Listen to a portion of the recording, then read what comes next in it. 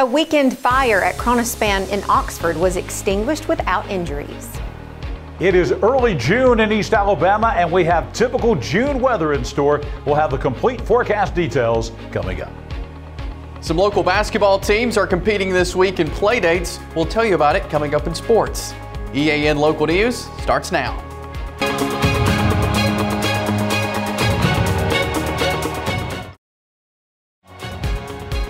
This segment of EAN Local News is brought to you by Waldrop Manufacturing, metal buildings made right here in Calhoun County. Good evening and thank you for watching East Alabama Now Local News for Monday, June 5th, 2023. I'm Katie Edwards. And I'm Mike Stedham. Oxford fire officials announced on Facebook that they were called to the Kronospan plant Saturday to fight what they called a large wood chip fire. It took firefighters several hours to bring the blaze under control and put it out completely. Officials say the fire did not damage any of the buildings on the plant site and no injuries were reported. Oxford firefighters say they were assisted by the East Aboga Volunteer Fire Department as they fought the blaze. When Jacksonville integrated its school system back in 1968, it closed down the Eastwood School, which had traditionally served black students in that city. The building was eventually turned into a daycare center, which closed down almost a decade ago, and it's been vacant ever since. About a year ago, the Jacksonville City Council appointed a committee to look into the reopening of the former school as a community center. The chairperson of that Parks and Playground Committee for Jacksonville, Courtney Christopher, says her group has been working on some big plans for the closed high school. The committee has been meeting for almost a year now, and our plan started out with an overall city priority list, and we decided as a committee that this was our top priority to save and salvage Eastwood School and have an event space, rentable spaces, and craft space, library space, more playground space. They're designing right now while we're standing here the disc golf, 18-hole disc golf course. I have 2 small children and we desperately need more gym space. And currently inside there is a gym space that we could refurbish and utilize for the youth in town. So there's a lot of opportunity here on. And Christopher tells EAN News that her committee wants to get this renovation project underway as soon as possible. We are rocking and rolling. We have had a lot of meetings with potential partners and donors. We have had a lot of meetings with structural engineers and architects, and as fast as we can get this done and open, and there's no true time frame as far as we're concerned, but we're in the planning and work stage right now. When we return, lots of popular singers are on their way to Oxford to celebrate a decade of shows at the city's Performing Arts Center. If you've been thinking about a new shed, garage, or metal carport, now is the time to act. Steel prices are rising in 2023 and will continue rising into the next year. Waldrop Manufacturing still has current price stock but is expected to run out as early as June. So call up Waldrop Manufacturing today. The supply is on a first-come, first-served basis. Waldrop Manufacturing, this area's most trusted, reliable steel manufacturer. This segment of EAN Local News is brought to you by WM Grocery, located in Heflin, Wadowee, Roanoke, and in Piedmont. Clint Black, Pam Tillis, Johnny Mathis, Martha Reeves, the Pointer Sisters, Sawyer Brown, and Peter Noon are among the performers scheduled to appear this fall at the Oxford Performing Arts Center as it celebrates its 10th season. OPAC officials released their new schedule over the weekend and emphasized the variety of musical styles being offered. Package deals and individual tickets for the shows are available, and you can find all the details by going to oxfordpac.org. Starting today, Forney Avenue Northwest in Jacksonville will be closed from Mountain Street to Cole Drive for 1 week while work is being done in the new field house at the Burgess Snow Stadium. Jacksonville officials say detour routes will be visibly marked with signage, and motorists should plan their travel routes accordingly. And while we're on the topic of street closing, Anniston officials announced this morning that crosswalk improvements will be made this month at the intersections of 11th Street and Noble Street. This work will require the closure of one of the street crossings for about a week at a time. A map, which uses color coding to explain what will be closed and when it will be closed, is available on the city's Facebook page. The project is scheduled to be completed by June 30th. Criminals in East Alabama looking for something special in their mailboxes last month got a surprise. Some of those packages did not arrive. More than 100 pounds of drugs and other illegal substances have been seized from the mail during a one-week crackdown across North Alabama. The U.S. Postal Inspection Service partnered with the U.S. Attorney's Office for the Northern District of Alabama, as well as some other law enforcement groups, to remove the contraband from the U.S. mail. This week-long effort took place from May 22nd through May 26th, and it confiscated such items as marijuana, cocaine, methamphetamine, fentanyl, mushrooms, steroids, and other controlled substances. Agents said they were aided in the search by 2 drug-sniffing dogs who were especially helpful. What do you get when you mix Alabama's state legume, the peanut, with its state nut, the pecan, and put them into a batch of cookie dough?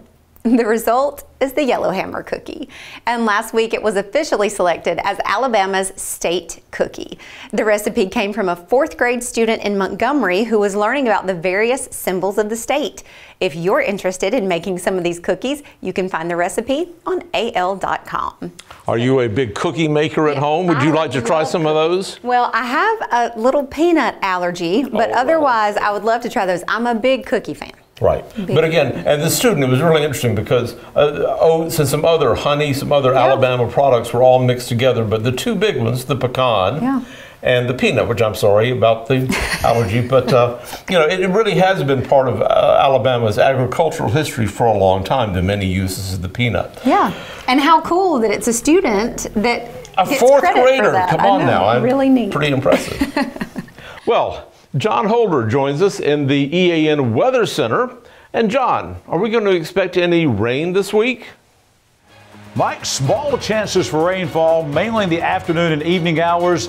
That's the forecast just about every day during the summertime in Alabama.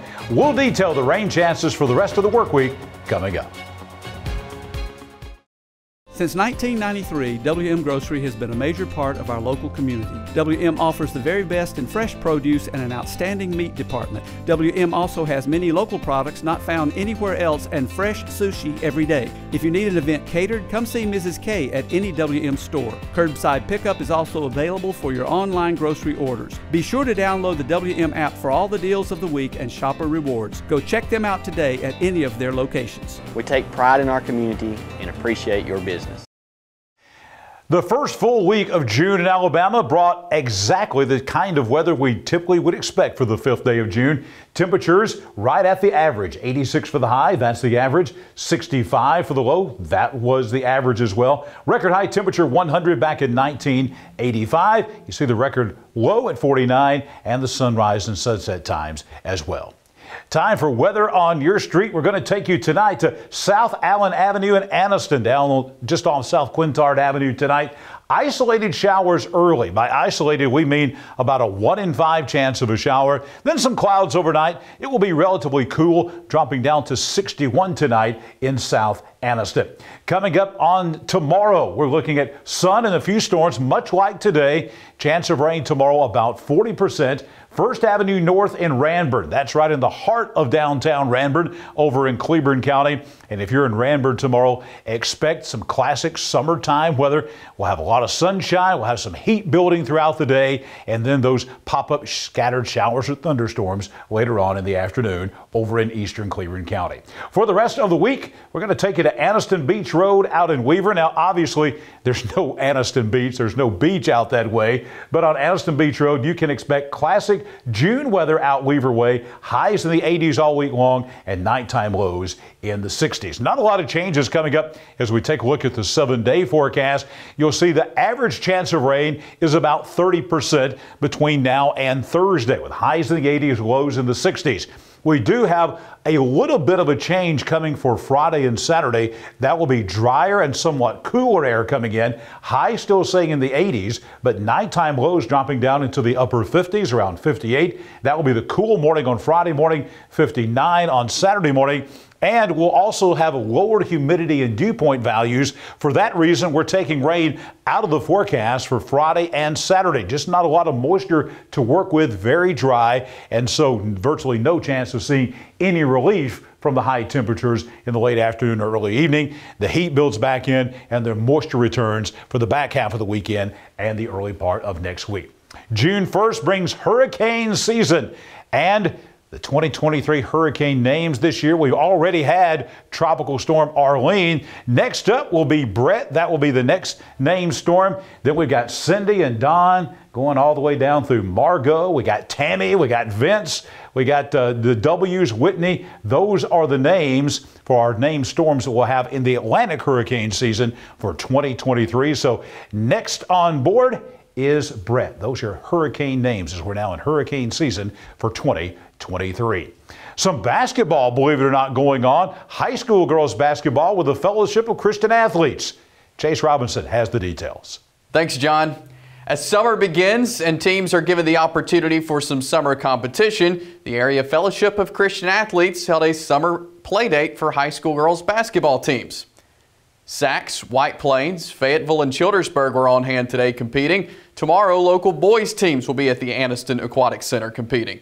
Coosa Valley FCA Director Cole Limbaugh shared with us the unique opportunity FCA has with hosting these playdates. Really, one of the things that we try and do in FCA is just be where our athletes are. So summer playdates are a way for them to get better and get ready for their upcoming season. And it's a way for us to meet them where they are and share Christ with them. That's what today is all about, is just a day for us to encourage them in their walk with Christ, but also for them to get better at their sport.